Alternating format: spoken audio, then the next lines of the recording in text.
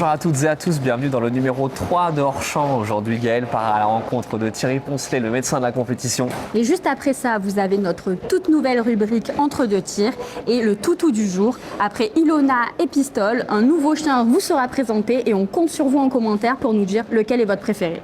C'est parti. C'est parti.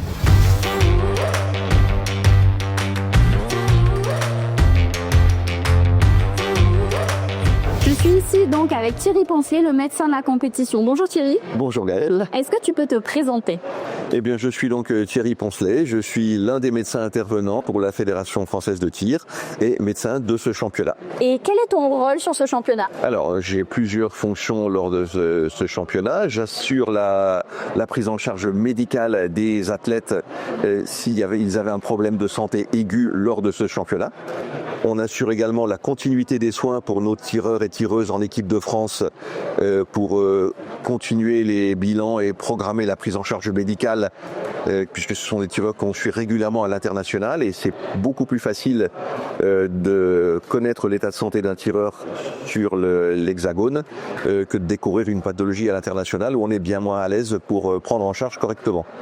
Et donc depuis combien de temps tu es médecin auprès de la fédération ? Alors je suis tireur pistolet depuis une quinzaine d'années et je suis devenu médecin de la fédération depuis environ 5 ans. Concrètement sur ce championnat, comment ça se passe ? Ça a été calme sur le plan des urgences, ce qui ne veut pas dire qu'on n'a pas été occupé, parce que depuis 2 jours, on a donc s'est occupé de la classification, c'est-à-dire de classer les tireurs handicapés pour qu'ils soient officiellement reconnus et qu'ils aient des aides adaptées dans le championnat handisport en fonction de leur handicap. Merci Thierry. Merci Gaël.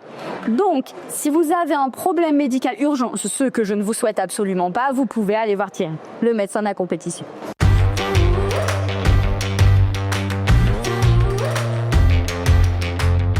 Je m'appelle Flora Mélage, du stand de Pornic.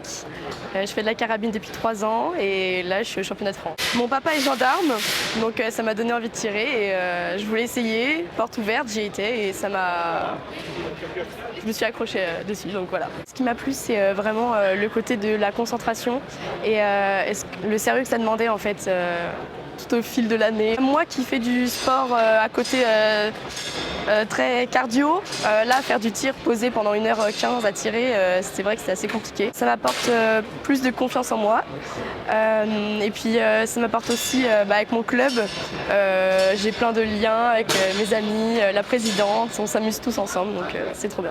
Là au championnat de France, quand je suis sur le pas de tir, je stresse beaucoup, j'arrive pas à me gérer, je suis frustrée quand je tire, donc ça donne des mauvaises séries comme des bonnes, donc voilà.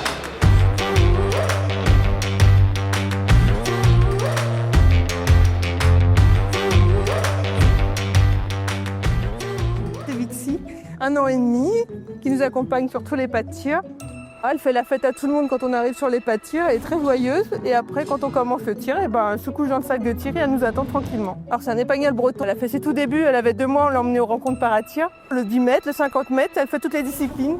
Elle aime bien le 50 mètres parce qu'on peut courir sur le pas de tir quand il n'y a pas de tir. C'est plus gai. Il y a souvent des lapins ou des souris au fond des pas de tir.